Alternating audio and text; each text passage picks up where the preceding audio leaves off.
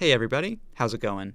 Today we're going to be covering the complete build of my Anycubic Predator and all of the upgrades I ended up putting on it. This wasn't exactly a huge undertaking, but it was definitely a fun project to work on. After finishing the build, I ended up selling the machine to clear up space. Because of this, I am pretty limited in the amount of B-roll I have of the printer, so you might have to just bear with me for some parts of this. Sorry about that. Before we start, a little bit of backstory just to catch everyone up to speed. So originally, Rolahan bought this machine, and he made a quick series detailing the upgrades and modifications that he performed. Later, he took most of the parts off the printer for use in other projects, and eventually sold me what was left of the Delta. At this point, it was basically just the frame with the arms and a new board. So at this point, there were essentially just two things I had to figure out. First and foremost was the Effector, which is what we call the tool head on a Delta. I needed to decide on an extruder and hot end combination, as well as what fans to use for part cooling. Then I had to decide on what to use as a print bed. Rollo just used an old piece of mirror, but I dropped that mirror and shattered it while moving the printer, so I was in need of another solution. In all honesty, I didn't really want to use the mirror anyways. It was kind of undersized for the printer, so I figure I'm better off just replacing it. For the Effector, I knew I wanted a hot end that had both a decent amount of flow and also a sufficiently low cost. I opted to use the CHC Pro with a clone 0.6mm CHT nozzle. This seemed to fit the bill. I'm not a fan of 0.6mm nozzles usually, but with such a massive build volume, a 0.4 just seemed impractical. Since the CHC Pro is groove mount and the same length as a Volcano hot end, the vast majority of existing Effector designs supported it, which made my life a lot easier. After looking around on Thingiverse, I found a model simply called the Predator Direct Effector, which seemed to tick most of the boxes. The most important thing was that the original creator uploaded step files so I could easily modify the parts if I needed to. Additionally, the Effector supported dual 40-20 fans, which provided significantly more cooling than the 40-10s found on most other Effectors. I suspect 40-10s would have been fine with a 0.4mm nozzle, but with all the extra flow from a 0.6, I definitely wanted some more cooling. Okay, now we're going to test the part cooling fans.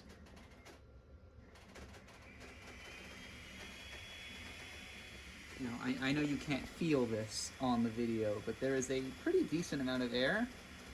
It's not, it's not the best ever, but it should be more than adequate. Feels probably like, 5 times better than stove burner. Overall, I was pretty happy with the Effector, although I must admit it was extremely heavy with the direct drive extruder on there. Additionally, an Effector purely made from plastic is also a less than ideal choice for rigidity, but with 9 walls and 90% infill, the Effector ended up being okay. I wasn't able to print just yet, as I still needed a print bed. After looking at the price of PEI sheets for the Predator, I decided to try out G10 as a print surface. This is a piece of G10 cut by CNC Madness here in Canada.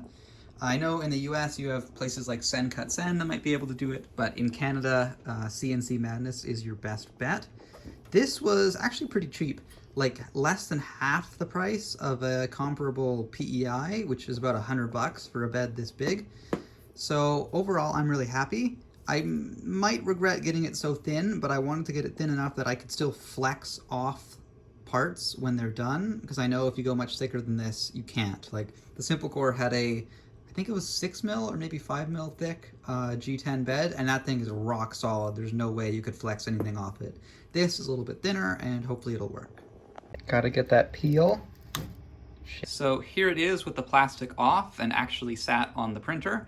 I realized that I only have one binder clip, so I need to go find a couple more to secure this thing a little bit better, but that's the gist. I just literally, I went in Fusion, made a circle that was the same size as the bed, sent it to them, and then got this. So nothing particularly difficult. Fits the whole bed really nice. It's not the same exact shape as like the Ultra Base, but you don't need it to be. It can't print on like this area on the outside anyways, so it doesn't really matter to me. I suppose I could have made it bigger and then put the binder clips to hold it there instead of here, but this bed's huge. Like, everyone knows I'm not going to be using the whole build volume. I mean, the biggest thing I printed on Phoenix was like a Nintendo Switch stand, so I'm not exactly going to be needing the whole 380 here, so I think it's fine. So now that we have this almost on, I still got to find those binder clips. I think it's about time that we power it up and actually get this thing going for a first print. I'm still waiting on sleeving from 3D Lab Tech, by the way. I was really trying to like find some. You can see I took like old pieces that I've kept from when I've cut it from other things, and I was going to combine a bunch of them together. It's not worth it. I'm just going to spend the $4 and get some new sleeving. Despite not being an AC heated bed, for some reason, you can see it actually heats up quite well. Obviously, this thing is not going to go much beyond 60 for PLA. It's huge, it's unenclosed, it's not doing ABS.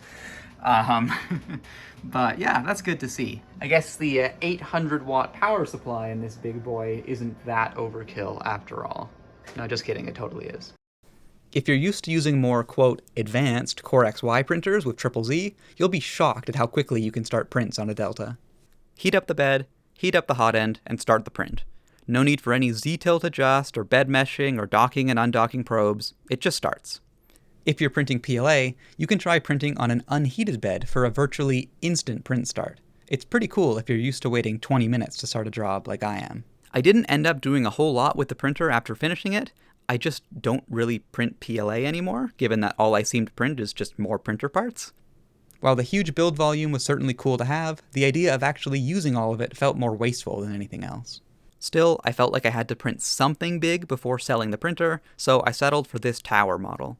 At the moment, I can't find the full resolution video file, but I guess that's what I get for delaying a video by 6 to 7 months. After the calibration prints and the big tower, I never touched the printer again. Since it was so big, I figured that selling it was my best option, and it didn't actually take me too long to find a buyer, which was really nice. Maybe with this printer gone, I can finally get around to working on that other huge Delta I have. One day. One day.